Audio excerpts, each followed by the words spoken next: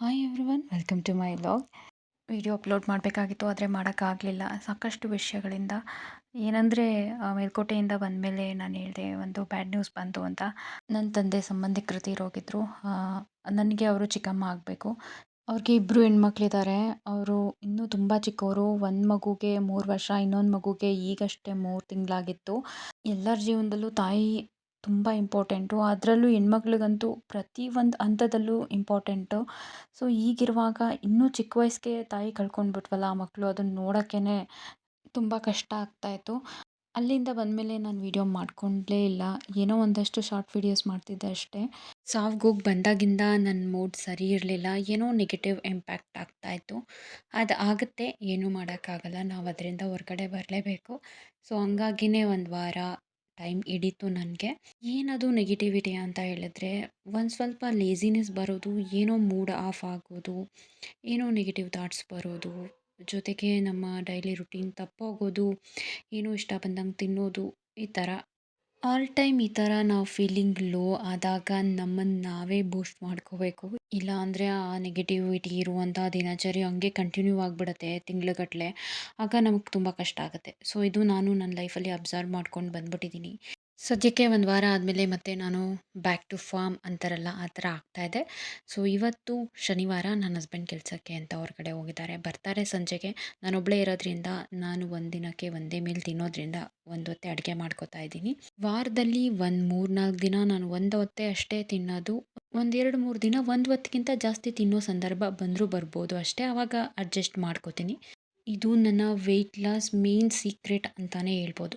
ಇವತ್ತಿನ ನನ್ನ ಒಂದು ಮೀಲ್ಗೆ ನಾನು ಮಾಡ್ಕೋತಾ ಇರೋದು ಇದಕ್ಕಿದ ಅವರೆಕಾಯಿ, ಹಾಗೆ ಎಗ್ ಯೂಸ್ ಮಾಡಿ ಕರಿ, ಸೌತೆಕಾಯಿ ಸಾಲಡ್, ಹಾಗೆ ಸ್ವೀಟ್ ಕ್ರೇವಿಂಗ್ಸ್ಗೆ ಅಂತ ಹೇಳಿಬಿಟ್ಟು ಕೊಬ್ಬರಿ, ತುರ್ಕೊಂಡಿರುವಂಥ ಗೋಡಂಬಿ, ಬಾದಾಮಿ, ಹಾಗೆ ವಾಲ್ನಟ್ಸ್, ಮತ್ತು ಹುರ್ಕೊಂಡಿರುವಂಥ ಎಳ್ಳು, ಜೊತೆಗೆ ಬೆಲ್ಲ ಹಾಕಿ ಮಿಕ್ಸ್ ಮಾಡ್ಕೊತಾ ಇದ್ದೀನಿ. ಇದು ನನ್ನ ಸ್ವೀಟ್ ಕ್ರೇವಿಂಗ್ಸ್ಗೆ ಮಾಡ್ಕೋತಿರೋ ಸ್ವೀಟು. ಆನಂತರ ಚಪಾತಿ.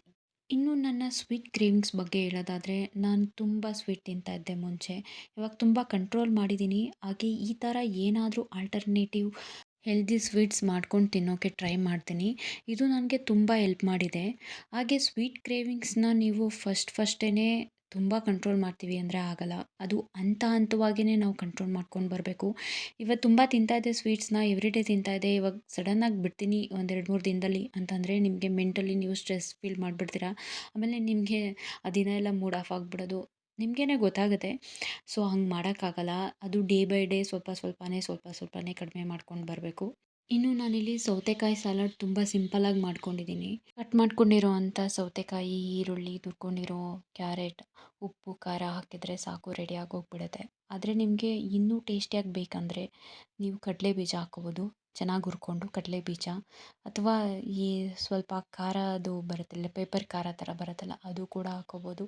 ಚೆನ್ನಾಗಿರುತ್ತೆ. ಆದರೆ ನಾನು ಜಾಸ್ತಿ ಕ್ಯಾಲೋರೀಸ್ ಆಗುತ್ತೆ ಅಂತ ಹೇಳಿ ಹಾಕ್ತಾಯಿಲ್ಲ.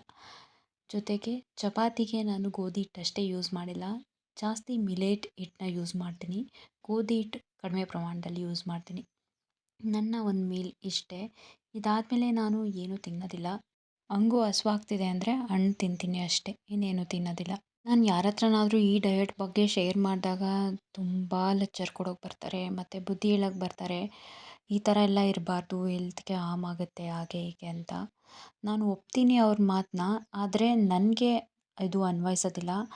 ಯಾಕಂದರೆ ನನಗೆ ಇದು ಅಭ್ಯಾಸ ಆಗೋಗಿದೆ, ಈ ಫುಡ್ ರೊಟೀನು. ಹಾಗೆ ನೀವು ನೋಡ್ತಾ ಇರೋರು ಇದನ್ನು ಸಡನ್ನಾಗಿ ನಾನು ಹಿಂಗೆ ಇರಬೇಕು ಅಂತ ಏನಾದರೂ ಅಂದ್ಕೊಂಡ್ರೆ ತುಂಬ ಕಷ್ಟ ಆಗಿಬಿಡತ್ತೆ. ಅದು ಅಭ್ಯಾಸ ಆಗಬೇಕು ದೇಹಕ್ಕೆ. ಯಾವುದೇ ಒಳ್ಳೆ ರುಟೀನ್ ಆಗ್ಬೋದು, ಏನೇ ಆಗ್ಬೋದು, ನಿಮಗೆ ನಿಧಾನಕ್ಕೆ ಅದು ಅಡಾಪ್ಟ್ ಆಗೋದು. ದಿಢೀರಂತ ನಾನು ಇವತ್ತು 3 ಹೊತ್ತು ತಿಂತಿದ್ದವಳು ಒಂದು ಹೊತ್ತಷ್ಟೇ ತಿಂತೀನಿ ಅಂದರೆ ಆಗಲ್ಲ. ನಿಮ್ಮ ಹೆಲ್ತಲ್ಲಿ ವೇರಿಯೇಷನ್ ಆಗಿಬಿಡತ್ತೆ. ಹಾಗೆ ಒಂದು ಮೀಲಲ್ಲೇ ನಾನು ನನ್ನ ಎಲ್ಲ ಪ್ರೋಟೀನ್ಸು, ವಿಟಮಿನ್ಸ್ ಎಲ್ಲನೂ ನಾನು ಮ್ಯಾನೇಜ್ ಮಾಡೋ ಥರ ನೋಡ್ಕೋತೀನಿ. ನನ್ನ ಒಂದು ದಿನಕ್ಕೆ ಸಾಕಾಗೋ ಥರ ನಾನು ನೋಡ್ಕೋತೀನಿ. ಇದೆಲ್ಲ ನಾನು ಮಾಡೋಕ್ಕೆ ತುಂಬ ದಿನಗಳೇ ಹಿಡಿತು. ನನ್ನ ಬಾಡಿನ ನಾನು ಅಬ್ಸರ್ವ್ ಮಾಡಿಕೊಂಡು, ನನ್ನ ಬಾಡಿಗೆ ಏನು ಅಡ್ಜಸ್ಟ್ ಆಗುತ್ತೆ ಅದನ್ನೆಲ್ಲ ನಾನು ತಿಳ್ಕೊಂಡು, ನನ್ನ ಲೈಫ್ ಸ್ಟೈಲ್ನ ನಾನು ಚೇಂಜ್ ಮಾಡೋಕ್ಕೆ ನನಗೆ ವರ್ಷಗಟ್ಟಲೆ ಹಿಡ್ದಿದೆ.